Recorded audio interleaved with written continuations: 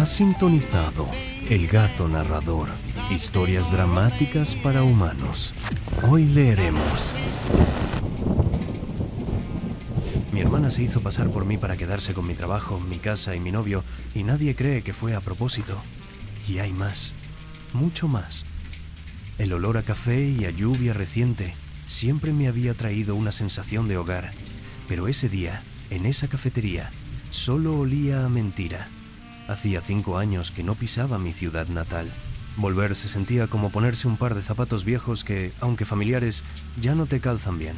Estaba esperando en la barra mi capuchino de siempre cuando el barista, un chico joven con más tatuajes que piel visible, me miró con una extraña mezcla de fastidio y confusión. ¿Otra vez aquí?, dijo, frunciendo el ceño. Pero si acabas de irte hace 5 minutos. Espera, ¿te cambiaste de ropa? Lo miré sin comprender. Perdona, creo que te equivocas. Es la primera vez que vengo hoy. De hecho, acabo de llegar a la ciudad. El chico negó con la cabeza, como si estuviera lidiando con una bromista. No, te juro que eras tú.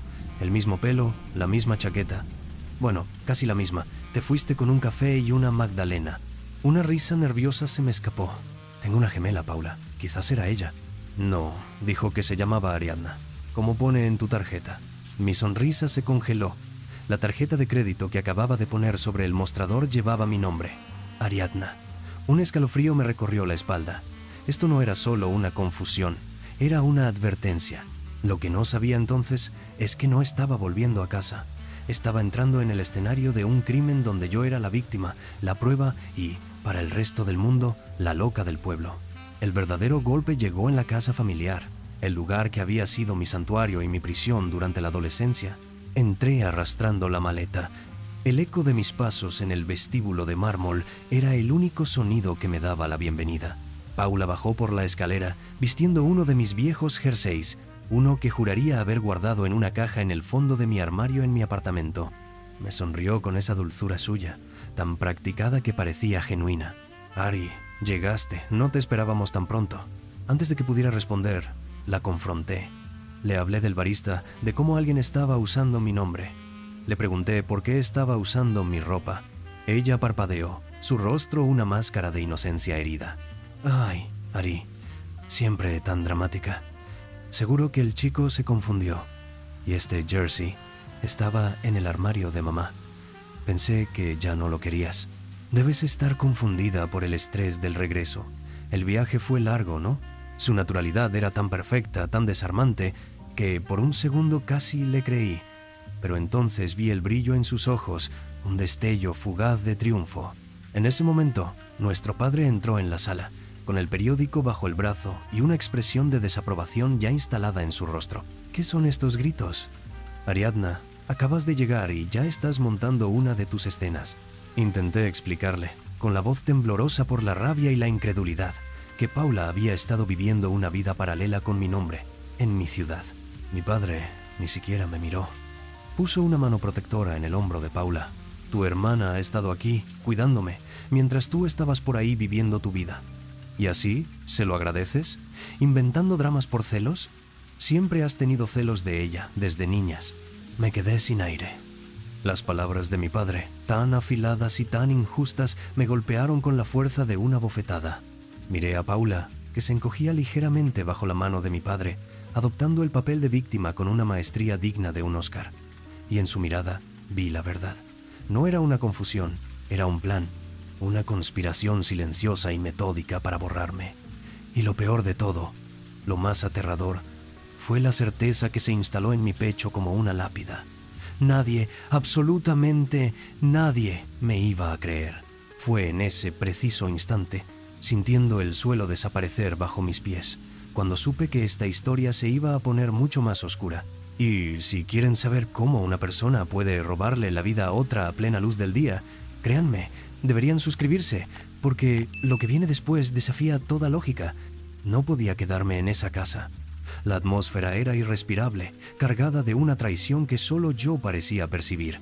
Salí de allí dando un portazo, dejando atrás a mi padre llamándome ingrata y a Paula observándome desde la ventana con una sonrisa indescifrable. Me registré en el hotel más impersonal y anónimo que encontré, un lugar de paredes beige y pasillos idénticos. Necesitaba un espacio neutro para pensar, para intentar entender la magnitud del abismo que se había abierto ante mí. En la soledad de la habitación abrí mi maleta y saqué una carpeta llena de documentos. Mi título universitario, mi contrato de trabajo del estudio de arquitectura del que me había tomado una excedencia, mi pasaporte, fotografías de mi vida en los últimos 5 años. Necesitaba anclarme a la realidad, tocar las pruebas de mi existencia para no empezar a dudar de mí misma. Cada papel, cada foto era un susurro que me decía: tú eres Ariadna, tú eres real. Pero la realidad digital contaba una historia muy diferente. Abrí mi portátil y, con manos temblorosas, busqué mi propio nombre en las redes sociales. Lo que encontré me heló la sangre. Había un perfil de Ariadna activo, uno que no era el mío. Estaba lleno de fotos de Paula, pero en mis lugares favoritos de la ciudad. Paula en mi cafetería de siempre. Paula en el mirador donde Marcos y yo tuvimos nuestra primera cita. Paula con mis amigos de la universidad, gente a la que no veía en años. Los pies de foto eran escalofriantes, llenos de anécdotas y chistes internos que eran míos, que ella había escuchado y ahora replicaba como si fueran propios. Había robado mi vida y la estaba exhibiendo en una vitrina digital para que todos la vieran. Era una profanación. Decidí que no podía esconderme. Tenía que enfrentar esto, pieza por pieza. Mi primer objetivo era Marcos, mi exnovio. Nuestra ruptura había sido amistosa, motivada por la distancia y por nuestros caminos profesionales divergentes, pero siempre habíamos mantenido un cariño especial. Si alguien podía reconocer a la verdadera Ariadna, tenía que ser él. Lo encontré en el parque donde solíamos pasear a su perro, un Golden Retriever llamado Bruno. Al verme, su rostro se iluminó con una sonrisa genuina. «Ari, qué sorpresa. Justo ayer hablábamos de ti». Se acercó y me dio un abrazo que se sintió extrañamente familiar y a la vez completamente ajeno. ¿Hablábamos de mí? ¿Con quién?, pregunté, intentando mantener la calma. Pues contigo, tontarrió, por teléfono. Me contaste que estabas pensando en volver a presentarte al concurso de diseño del ayuntamiento. Me pareció una idea genial. Mi corazón se detuvo. Yo no había hablado con él en meses. No sabía nada de ningún concurso. Marcos, no era yo con quien hablaste. Era Paula. La sonrisa de Marcos se desvaneció, reemplazada por una expresión de profunda preocupación. Me tomó suavemente por los hombros. Ari, ¿estás bien? Te noto rara. ¿Segura que no hablaste conmigo? A veces, con el estrés, la memoria nos juega malas pasadas. Quizás deberías, no sé, ¿hablar con un médico? Tu padre me comentó que estabas un poco superada por el regreso. Cada palabra suya era un clavo más en mi ataúd. Él no me estaba ayudando. Estaba confirmando la narrativa de Paula, que yo era la inestable, la confundida, la que necesitaba ayuda. Me aparté de él, sintiendo una oleada de náuseas. El hombre que una vez me había conocido mejor que nadie, ahora me miraba con lástima, como si fuera una extraña que había perdido la razón. La soledad que sentí en ese momento fue tan vasta y tan profunda que amenazó con tragarme entera. El siguiente refugio fue la biblioteca pública, un santuario de silencio y orden en medio de mi caos personal. Necesitaba un lugar donde el mundo exterior no pudiera tocarme, donde pudiera organizar mis pensamientos sin interrupciones. Me senté en una mesa apartada, rodeada de estanterías que olían a papel viejo y a conocimiento, y empecé a trazar una cronología. Saqué un cuaderno y empecé a apuntar fechas, conversaciones, discrepancias. Cada recuerdo, cada dato, era una pieza de un rompecabezas monstruoso. Mientras intentaba reconstruir la línea de tiempo de la suplantación de Paula, un recuerdo me asaltó: una beca. Antes de irme de la ciudad, había ganado una prestigiosa beca de posgrado gracias a mi expediente académico. Era una cantidad considerable, unos 30.000 euros repartidos en varios años, destinada a estudios de especialización. La había puesto en pausa, con la posibilidad de reactivarla si volvía. Con una creciente sensación de pavor, busqué en la web de la universidad. Mis dedos volaban sobre el teclado. Encontré el portal de becas, introduje mis antiguas credenciales de estudiante y, para mi sorpresa, funcionaron. Accedí al registro y lo que vi me dejó sin aliento. La beca no estaba en pausa. Había sido reactivada hacía 4 años. Y se habían realizado cobros trimestrales, puntualmente, durante todo ese tiempo. Alguien había estado cobrando mi dinero. En los documentos adjuntos encontré los recibos de los pagos, y en cada uno de ellos una firma que imitaba la mía a la perfección. una falsificación tan experta que hasta a mí me costaba distinguirla de la original. La rabia eclipsó al miedo. Esto no era solo robarme recuerdos o amigos, era un fraude, un delito. Con las pruebas impresas en mi mano, salí de la biblioteca y me dirigí a la universidad como un misil. Irrumpí en la oficina de administración, sintiendo por primera vez que tenía algo tangible, algo que nadie podía atribuir a mi confusión. Una mujer de mediana edad con gafas de montura severa me miró por encima del mostrador. «Sí, dígame». «Buenos días. Mi nombre es Ariadna. Vengo a reportar un fraude con mi beca de posgrado. Alguien ha estado cobrando mi dinero».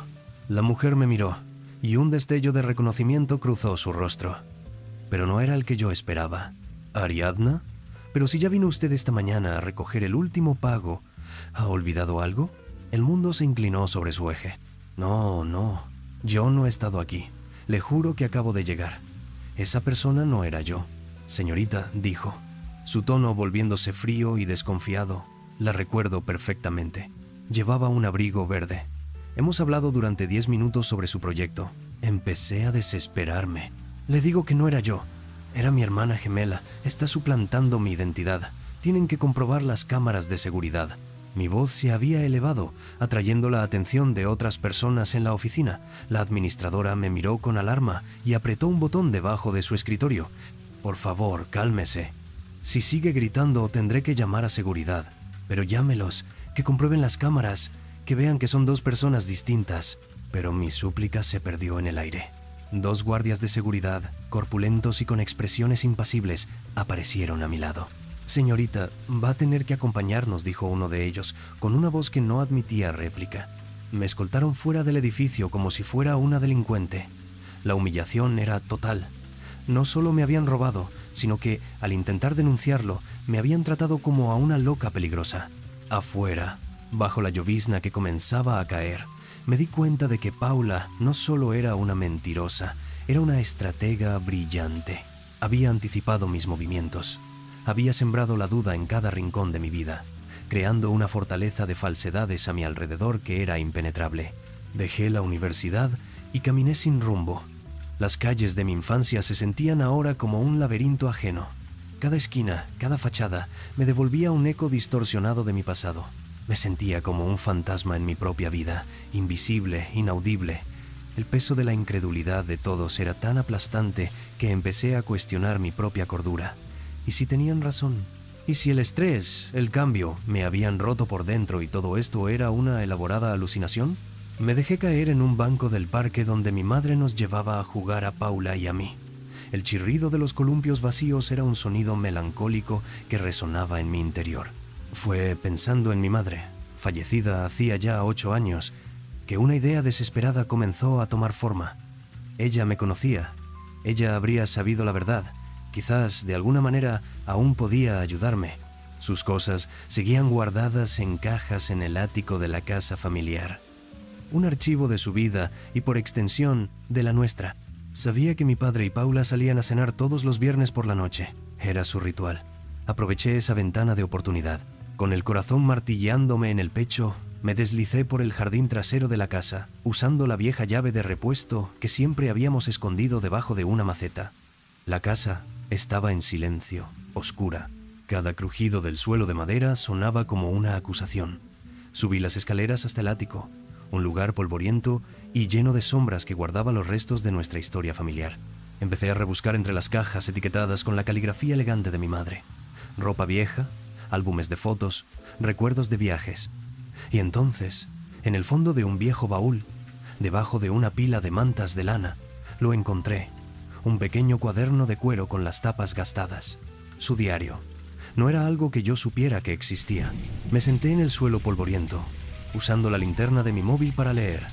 Las primeras páginas estaban llenas de anotaciones cotidianas, pensamientos sobre el jardín, recetas, pero a medida que avanzaba hacia el final, hacia los meses previos a su enfermedad, el tono cambiaba.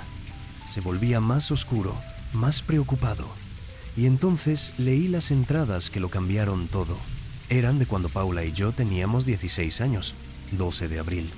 He vuelto a ver a Ricardo, mi padre, con Paula de una forma que me inquieta. No es la cercanía normal entre un padre y una hija.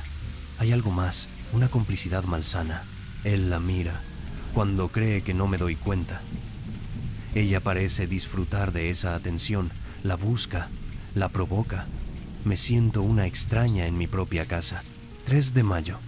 Esta noche, durante la cena, Paula hizo un comentario cruel sobre Ariadna. Ricardo no solo no la corrigió, sino que se rió. Luego vi cómo le pasaba la mano por la espalda, un gesto que duró demasiado. Ariadna no se da cuenta de nada, está inmersa en sus estudios, pero yo sí. Hay una alianza entre ellos dos y me excluye a mí. Y está dañando a Ariadna sin que ella lo sepa. 21 de mayo. Estoy asustada. Ricardo le ha comprado a Paula un collar carísimo, a escondidas. Dice que es nuestro secreto. Lo he escuchado. ¿Qué clase de secreto es ese? Siento que estoy perdiendo a mi marido y a una de mis hijas, y que la otra está siendo lentamente aislada por la gente que debería protegerla. No sé qué hacer. Si hablo, Ricardo dirá que estoy loca, celosa. Paula lo negará todo. Están unidos en esto. Mi respiración se quedó atrapada en mi garganta. No era solo que Paula me estuviera suplantando ahora. Esto no era algo nuevo. Era la culminación de algo mucho más antiguo y retorcido. Una dinámica familiar tóxica y secreta que se había estado gestando durante años, justo debajo de la superficie. Mi padre no solo estaba siendo engañado por Paula, era su cómplice, siempre lo había sido, y mi madre lo había visto todo. La suplantación de mi identidad no era solo por un trabajo, una casa o un novio, era por el afecto y la lealtad de nuestro padre, una batalla que Paula había ganado hacía mucho tiempo, usando las armas más viles y secretas. Volví a mi habitación de hotel sintiéndome completamente devastada, como si me hubieran vaciado por dentro. El diario de mi madre era una bomba que había demolido los cimientos de todo lo que creía saber sobre mi familia. Lo leí una y otra vez, las palabras de mi madre resonando en el silencio de la habitación, pintando una imagen de traición y manipulación mucho más profunda de lo que jamás hubiera imaginado. La pena por su muerte se mezclaba ahora con una nueva capa de dolor, la comprensión de su soledad y su impotencia. Ya no se trataba de probar mi identidad, sino de desenmascarar una conspiración familiar. Con una determinación fría y amarga, decidí que no podía seguir huyendo. Tenía que observar, que buscar las pruebas en el presente que confirmaran el pasado que mi madre había descrito. Llamé a mi padre, inventando una excusa sobre querer arreglar las cosas, y me invitó a cenar esa misma noche. Sabía que era una trampa, una oportunidad para ellos de reforzar su narrativa sobre mi inestabilidad, pero para mí era un campo de observación. La cena fue una obra de teatro surrealista. La tensión en la mesa era tan densa que se podía cortar con un cuchillo. Observé cada gesto, cada mirada, cada palabra no dicha entre mi padre y Paula, y lo vi. Vi la forma en que el pie de Paula rozaba el de mi padre por debajo de la mesa. Vi cómo él le llenaba la copa de vino antes que la mía, con una familiaridad que trascendía la relación padre-hija. Vi las sonrisas cómplices que intercambiaban cuando yo hablaba, como si compartieran un chiste privado a mi costa. Decidí probar los límites. Sabéis, he estado pensando mucho en mamá últimamente, dije. Mi voz sorprendentemente firme. Recuerdo cómo se preocupaba por nosotras. Siempre decía que la honestidad era lo más importante en una familia. El efecto fue inmediato. La sonrisa de Paula se tensó. Mi padre dejó los cubiertos con un ruido seco.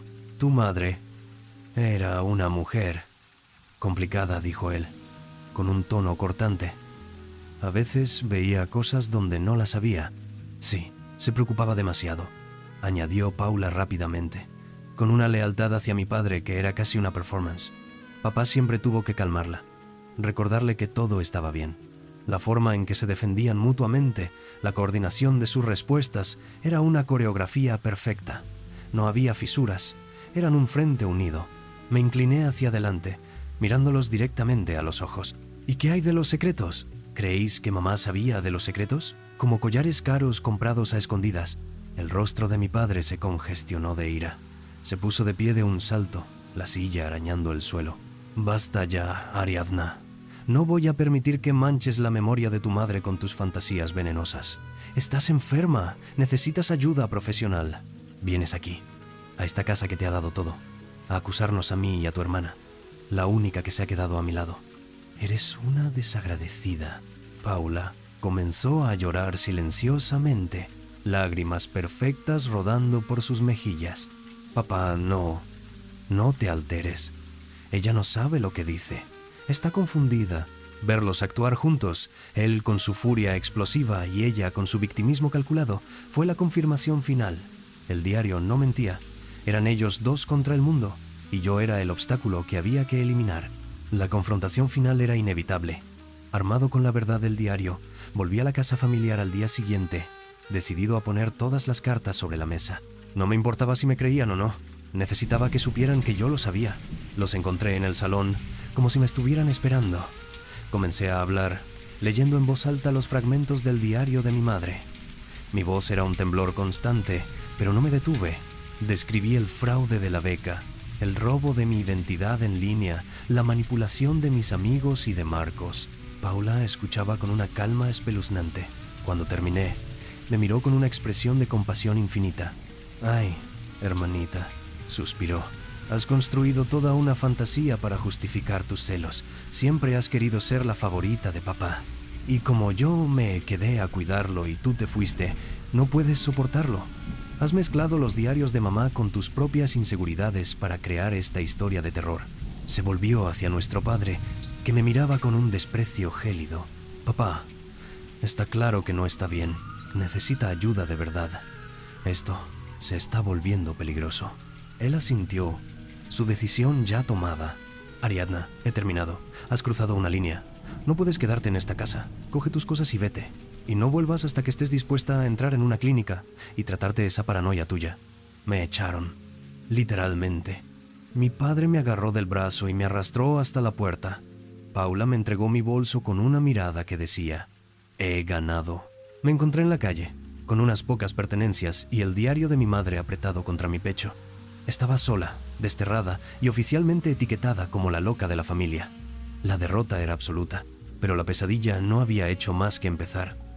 Unos días después, mientras intentaba averiguar cómo proceder, 2 policías se presentaron en la puerta de mi habitación de hotel. Tenían una orden. Mis peores temores se hicieron realidad. Paula y mi padre habían tomado medidas legales.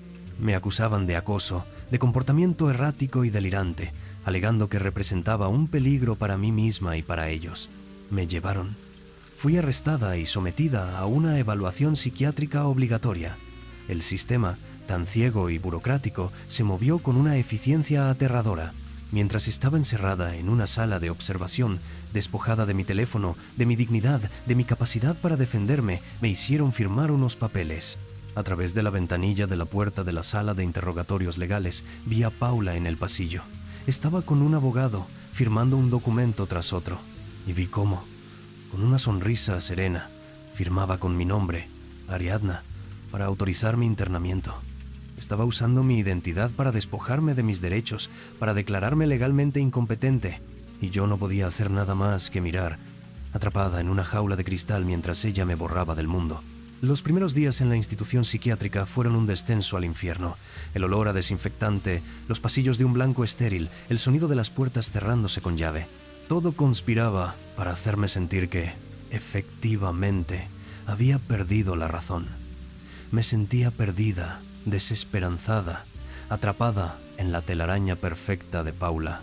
Los médicos me miraban con escepticismo profesional, anotando en sus libretas cada una de mis protestas como una prueba más de mis delirios paranoides. Entonces conocí a la doctora Restrepo. Era diferente, era mayor, con una mirada tranquila y unos ojos que no juzgaban, sino que observaban. Durante nuestras primeras sesiones la dejé hablar, escuchando sus preguntas con una apatía aprendida. Pero ella no se rindió. No intentó medicarme de inmediato ni contradecir mi historia. Simplemente escuchaba. Un día, después de casi una semana de silencio por mi parte, me dijo algo que rompió mis defensas. «Ariadna, sé que no confías en mí, pero quiero que sepas que el tipo de manipulación que describes, el gaslighting, es muy real. Y es increíblemente difícil de probar, sobre todo cuando viene de la propia familia». La miré, sorprendida. Era la primera vez que alguien no usaba la palabra delirio. Animada por ese pequeño rayo de luz, empecé a hablar. Le conté todo, desde el barista en la cafetería hasta el diario de mi madre y la escena en la oficina de la universidad. Le hablé de la complicidad de mi padre, de la mirada triunfante de Paula. Hablé durante horas, las palabras saliendo en un torrente caótico y doloroso. Cuando terminé esperaba la misma mirada de lástima o incredulidad. En lugar de eso, la doctora Restrepo me miró con una profunda empatía. Yo te creo, dijo suavemente. Y entonces me contó su propia historia. Me habló de su padre, un hombre encantador en público y un tirano narcisista en privado, que enfrentó a sus hijos entre sí durante toda su vida. Reconoció los patrones, la triangulación, el favoritismo, la campaña de desprestigio contra quien se rebelaba. Por primera vez en semanas lloré. Lloré de alivio, de gratitud, de la pura y abrumadora sensación de ser creída. Alguien, por fin, veía la verdad. No estaba loca, era una víctima. Y por primera vez sentí una chispa de esperanza. No estaba sola en esto. Tenía una aliada. Con la ayuda de la doctora Restrepo, empezamos a planificar. Me enseñó a ser estratégica. No puedes ganarles con emoción, me decía. Tienes que ganarles con hechos. Documenta todo. Cada recuerdo, cada fecha, cada detalle. Convertimos mis sesiones de terapia en sesiones de estrategia. Me sentía renovada, pero sabía que debía ser extremadamente cautelosa. Paula y mi padre me habían subestimado una vez. No volverían a cometer ese error. Una tarde, durante mi tiempo supervisado de uso de Internet, hice lo que me había prometido no volver a hacer. Busqué a Paula, y mi corazón se partió en 1000 pedazos. Había publicado un anuncio oficial en sus redes sociales. Feliz de anunciar mi compromiso con el amor de mi vida, Marcos. La foto que acompañaba el anuncio era una de mis favoritas. Una que Marcos me había tomado en la playa hacía años, donde salía riendo a carcajadas. Paula la había recortado para que solo se viera el paisaje, y al lado había puesto una foto suya con Marcos, ambos sonriendo a la cámara. Estaba usando mis recuerdos, mis momentos más felices, para construir su farsa. La estocada final llegó unos días después. Paula estaba organizando una gran fiesta de compromiso, y la iba a celebrar en la casa familiar. Había creado un evento público en Facebook, invitando a todos nuestros antiguos amigos, a mis contactos profesionales, a toda la gente de la que me había alejado. Era su coronación, el acto final para consolidar públicamente la suplantación, para convertirse en mí de forma definitiva e irrefutable, mientras la verdadera Ariadna estaba encerrada en un psiquiátrico. La rabia que sentí fue tan intensa, tan pura, que quemó toda la desesperación. Ya no se trataba solo de recuperar mi vida. Se trataba de destruirla a ella. Las semanas siguientes en la institución fueron una mezcla de terapia intensiva y planificación meticulosa. La doctora Restrepo se convirtió en mi ancla y mi estratega. Utilicé las sesiones no solo para procesar el trauma profundo que estaba experimentando, sino para afinar mi mente, para desarrollar una resistencia emocional de acero. Cada día escribía en un cuaderno, documentando cada evento, cada conversación, cada evidencia que podía recordar, con una precisión casi obsesiva. La doctora Restrepo, viendo mi lucidez y mi determinación, dio un paso más allá. Usando los recursos legales del hospital y argumentando que era parte de mi terapia ocupacional para demostrar mi competencia, me ayudó a contactar discretamente con un investigador privado. Se llamaba Morales, un hombre parco en palabras pero con una reputación impecable en casos de fraude de identidad. Tuvimos varias llamadas supervisadas. Le entregué toda la información que tenía, los datos de la beca, los perfiles falsos en redes, los nombres de los amigos a los que Paula había contactado. Una semana después, Morales me llamó. Sus hallazgos fueron más allá de mis peores pesadillas. Señorita Ariadna, dijo, con su voz grave y seria, esto es mucho más grande de lo que pensaba. Su hermana no solo ha cobrado su beca, ha estado usando su número de seguridad social y su historial crediticio para solicitar tarjetas de crédito y préstamos pequeños durante los últimos 3 años. Hay casi 50.000 euros en deudas a su nombre que usted desconocía. También se inscribió en 2 cursos online de prestigio usando sus credenciales académicas para obtener certificados que ahora figuran en su currículum. Ha construido una carrera sobre los cimientos de la suya. La noticia, en lugar de hundirme, me dio una fuerza inesperada. Ya no era mi palabra contra la de ella. Ahora tenía pruebas. Tenía datos bancarios, solicitudes de crédito, registros académicos. Tenía un rastro de papel que demostraba un patrón sistemático de fraude. Armada con esta nueva evidencia y con el informe favorable de la doctora Restrepo, solicité una reevaluación psiquiátrica. La junta médica, enfrentada al informe detallado de la doctora y a las pruebas preliminares del investigador, no tuvo más remedio que declararme mentalmente competente. Obtuve el alta. Al salir de la institución, respiré el aire fresco de la libertad por primera vez en semanas. No era una libertad feliz, sino una libertad con un propósito. Estaba lista para la guerra. La fiesta de compromiso era en 2 días. Morales y yo preparamos un dossier para cada invitado clave. Un sobre que contenía copias de las solicitudes de crédito fraudulentas, los registros de la beca, capturas de pantalla de las conversaciones donde Paula se hacía pasar por mí y, la pieza central, una copia de las páginas más reveladoras del diario de mi madre. La noche de la fiesta, llegué a la casa familiar. El jardín estaba iluminado con guirnaldas de luces, la música flotaba en el aire y las risas de los invitados creaban una banda sonora surrealista para lo que estaba a punto de suceder. Me quedé en la sombra por un momento, observando. Vi a Paula, radiante con un vestido blanco, recibiendo felicitaciones. Vi a mi padre a su lado, hinchado de orgullo. Vi a Marcos, sonriendo, pero con algo en su mirada que parecía perdido. Entré. Morales me seguía a unos pasos de distancia, pareciendo un invitado más. El murmullo de la fiesta se detuvo abruptamente cuando la gente me vio. Las caras de confusión, los susurros. Era exactamente lo que esperaba. Paula se giró y su sonrisa se congeló en su rostro. Por una fracción de segundo, vi pánico puro en sus ojos antes de que su máscara de serenidad volviera a su sitio. «Ariadna», dijo. Su voz un hilo de falsa sorpresa. «¿Qué haces aquí? Creí que estabas descansando». «He descansado lo suficiente», dije, mi voz resonando en el silencio. «Y he venido a recuperar lo que es mío». Fue entonces cuando la confrontación explotó. Empecé a hablar, dirigiéndome no a ella, sino a los invitados, a nuestros amigos, a los colegas de mi padre. Les conté la historia, la verdadera historia. A cada negación de Paula, a cada intento de mi padre por llamarme mentirosa, Morales, con una calma profesional, repartía uno de los sobres. El caos se apoderó de la fiesta.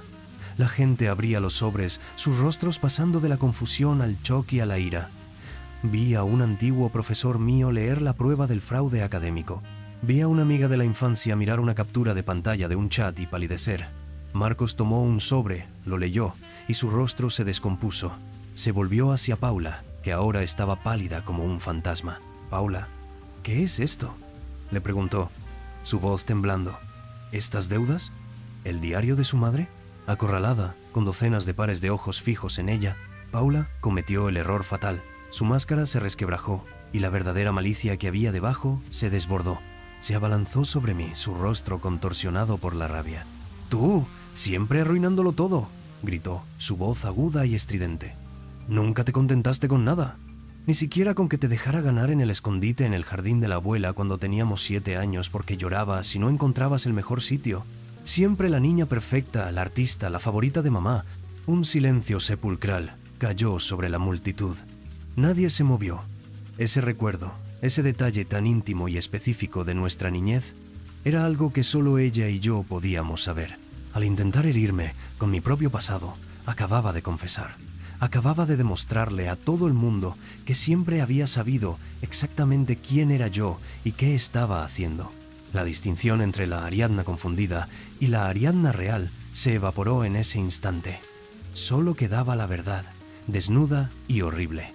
La verdad, una vez expuesta, actuó como un disolvente. La fiesta se desintegró en un caos de murmullos y miradas de acusación.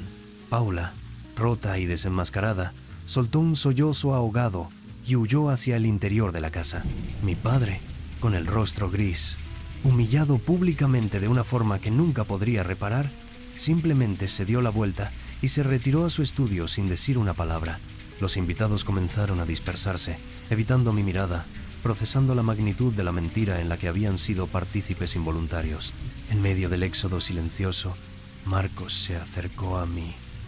Su rostro era una mezcla de arrepentimiento y autodesprecio. «Ari, Dios mío, lo siento tanto», susurró. «Tenía que haberlo sabido. Había algo que no encajaba. Su forma de reír, las historias que contaba. A veces los detalles eran incorrectos, pero pensé que era yo, que la recordaba mal. Nunca se me ocurrió». Me tendió la mano, sus ojos suplicando perdón. Era mi oportunidad. Podía recuperar una parte de mi vida robada, reconstruir ese puente, pero al mirarlo, al ver al hombre que amé dudar de mi cordura en lugar de reconocer mi alma, sentí un cansancio profundo. Podría volver a confiar en él, o en cualquiera de ellos, La traición no solo había venido de mi hermana y mi padre, sino también de la facilidad con la que todos los demás habían aceptado el reflejo falso en lugar de la persona real. Era un momento de una vulnerabilidad extrema, de pie en las ruinas de mi vida pasada, con la opción de recoger los pedazos o dejarlos yacer donde habían caído. Me tomé los días siguientes para procesar. La casa familiar, ahora vacía y silenciosa, se sentía como un mausoleo. Mi padre no salía de su estudio. Paula se había ido, nadie sabía a dónde. Me encontré sola, vagando por las habitaciones de mi infancia, reflexionando sobre el precio de la verdad. Había ganado, pero la victoria se sentía hueca, dolorosa. Fue entonces, mientras ordenaba las cosas de mi madre que había recuperado del ático, que encontré algo más dentro del diario.